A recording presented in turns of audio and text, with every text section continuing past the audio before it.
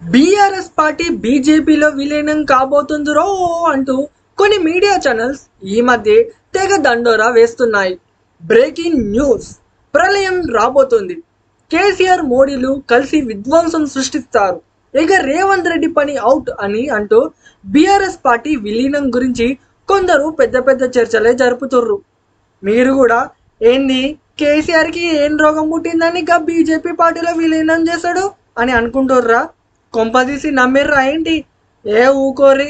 13 ఏళ్ళు ప్రత్యేక తెలంగాణ ఉద్యమానికి నాయకత్వం వహించిన పార్టీ, 10 ఏళ్ళు తెలంగాణలో ఏకఛత్రాధిపత్యంతో తెలంగాణను పరిపాలించిన పార్టీ గీ ఒక్క ఎలక్షన్లో ఓడిందని గా బీజేపీలో విలీనం చేస్తుందా ఏంటి?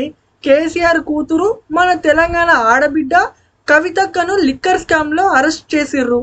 మన కవితక్కను విడిపించుకోనికి కేసీఆర్ తన పార్టీని బీజేపీలో విలీనం చేశాడా?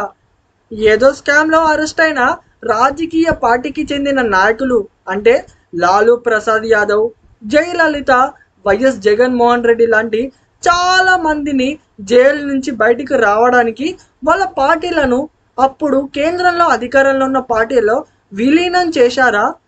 వాస్తవంగా చెప్పాలంటే ఆ ముగ్గురు జైలు నుంచి బెయిల్లో బయటకు వచ్చి సీఎం కూడా అయ్యిర్రు. మరి ఆ విషయం ఎంతమందికి గుర్తుంది? పోనీ రాజకీయ లబ్ధి కోసం అంటే బీజేపీలో బీఆర్ఎస్ను విలీనం చేసి కేసీఆర్ ఏం చేస్తాడు? పోనీ సెంట్రల్లో మీకు ఫుల్గా సపోర్ట్ చేస్తాం, తెలంగాణలో కూడా మనమే గెలుస్తాం, గెలిచాక తనకు కేంద్ర క్యాబినెట్లో పదవి కావాలి, కేటీఆర్కో కవితకో లేక హరీష్ రావుకో తెలంగాణలో సీఎం పదవి ఇవ్వండి అని కేసీఆర్ అడుగుతారా? దానికి బీజేపీ ఒప్పుకుంటుందా?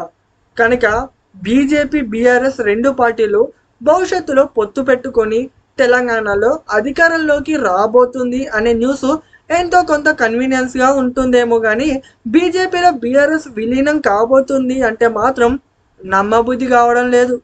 పోనీ అండి, నాకైతే ఇట్లా అనిపిస్తుంది. ఇక ఏం జరుగుతుందో చూద్దాం.